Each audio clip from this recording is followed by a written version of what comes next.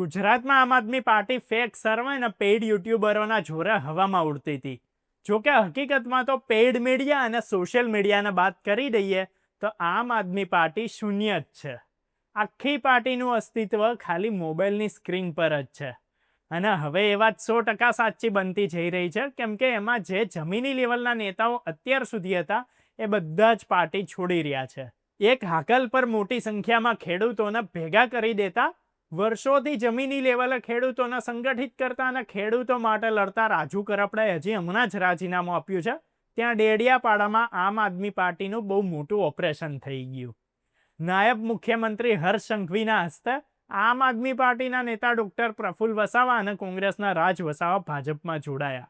આ સિવાય આપના સેંકડો કાર્યકરો ભાજપમાં જોડાયા. આ પ્રોગ્રામમાં ભરૂચના સાંસદ મનસુખ વસાવાએ આવનારી સ્થાનિક સ્વરાજ્યની ચૂંટણીમાં આમ આદમી પાર્ટીનો સફાયો કરી દેવાનો હુંકાર કર્યો. આમ આદમી પાર્ટી સૌરાષ્ટ્રના કેટલાક ગામો અને સુરતના એકાદ બે એરિયા પૂરતી જ પાર્ટી રહી ગઈ છે. હવે આદિવાસી એરિયાઓમાં ચૈતર વસાવાના નામે આપ દુકાન ચલાવતી હોય છે, પણ હવે તો ચૈતર વસાવાના એરિયામાં જ મોટું ગાબડું પડી ગયું અને એમનો પાયો જ છીનવાઈ ગયો. એટલે હવે આવનારા ઇલેક્શનમાં ચૈતર વસાવાનું બોર્ડ પૂરું થઈ શકે છે. પ્રફુલ્લ વસાવા 2022માં નર્મદા જિલ્લાની નાંદોદ વિધાનસભાથી લડ્યા હતા અને 24,000થી પણ વધારે વોટ લઈ ગયા હતા. ત્યારે જો હવે આવનારા ઇલેક્શનમાં ચૈતર વસાવાની સામે પ્રફુલ્લ વસાવા લડે છે અથવા તો એમની વિરુદ્ધમાં કામ અને પ્રચાર કરે છે, તો ચૈતર વસાવા માટે જીતવું અશક્ય થઈ શકે છે. ડોક્ટર પ્રફુલ્લ વસાવા વર્ષોથી આદિવાસીઓના મુદ્દે આંદોલનો કરતા આવ્યા છે. આદિવાસી સમાજમાં પ્રફુલ્લ વસાવાની પકડ બહુ મોટી છે અને સમાજને અનેક મુદ્દાઓ પર સંગઠિત કરવાનો અનુભવ ધરાવે છે. ડોક્ટર પ્રફુલ્લ વસાવા અગાઉ છોટુભાઈ વસાવા અને મહેશ વસાવાના ચાણક્ય કહેવાતા હતા. પ્રફુલ્લ વસાવાના લીધે જ બીટીપી પાર્ટી આદિવાસી એરિયામાં મજબૂતીથી ફેલાઈ શકી હતી અને એમની સ્ટ્રેટેજીના લીધે જ બીટીપી આદિવાસીઓની મસીહા પાર્ટી તરીકે રજૂ થતા એમાં આદિવાસીઓ બહુ મોટા પાયે જોડાતા હતા.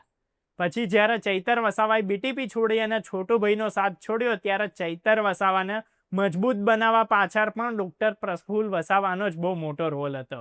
એટલે ડોક્ટર પ્રફુલ્લ વસાવા છેલ્લા કેટલાક વર્ષોથી આદિવાસી રાજનીતિમાં નવા જૂનીઓ જેટલી થઈને એમાં સૌથી મોટા સાક્ષી અને ફેક્ટર રહ્યા છે અને એક પાવરફુલ નેતા તરીકે એમનું ઓપરેશન હર્ષ સંઘવીએ કર્યું છે એ ગેમ ચેન્જર સાબિત થઈ શકે છે. આમ આદમી પાર્ટીમાં ચૈતર વસાવા સિવાય ડોક્ટર પ્રફુલ્લ વસાવા આદિવાસીઓમાં સૌથી પોપ્યુલર ફેસ હતો, જે હવે ભાજપમાં જોડાઈ ગયા. ત્યારે હવે આમ આદમી પાર્ટી ગુજરાતમાં 4 આદમી પાર્ટી બની ગઈ છે. એમાં ગોપાલ ઇટાલિયા, ઈસુદાન ગઢવી, ચૈતર વસાવા અને પ્રવીણ રામ જ બચ્યા છે.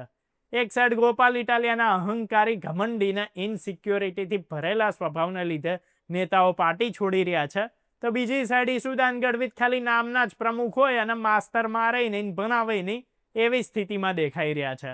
સ્થાનિક સ્વરાજ્યના ઇલેક્શન હવે એપ્રિલ એન્ડિંગમાં આવે એવી શક્યતાઓ છે. એની વચ્ચે હવે 1 વર્ષ અગાઉ ગુજરાતની રાજનીતિમાં ભારે ચર્ચા જગાવનારી આમ આદમી પાર્ટી હવે ખોવાઈ જવા લાગી હોય એવું ક્લિયર દેખાઈ રહ્યું છે. ત્યારે વિધાનસભાના ઇલેક્શન પહેલા સ્થાનિક સ્વરાજના રિઝલ્ટ પરથી જ નેતાઓની મોટી મોટી વાતો અને દાવાઓનું માપ નીકળી જશે. ત્યારે આવા જ વિડીયોઝ જોતા રહેવા માટે ફોલો કરો, સબસ્ક્રાઇબ કરો અર્બન ગુજરાતી.